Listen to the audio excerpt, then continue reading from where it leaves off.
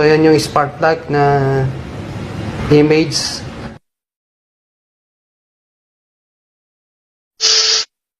Putol nito is doon sa gilid ng center electrode. Gagamit tayo ng grinder para maputulan natin ito.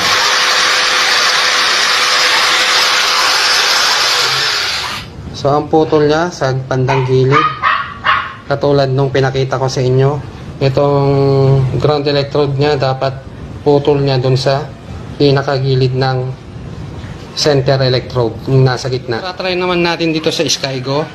Pakikinggan muna natin yung andar niya, then palitan natin ng modify na spark plug. So paandarin ko, no?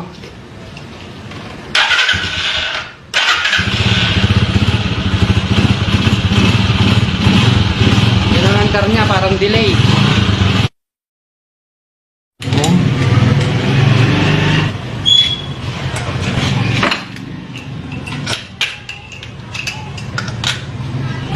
So try natin ang tunog ng modify na spark plug.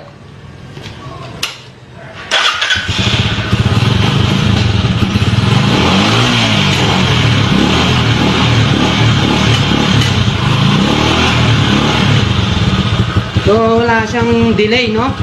Maganda yung tunog.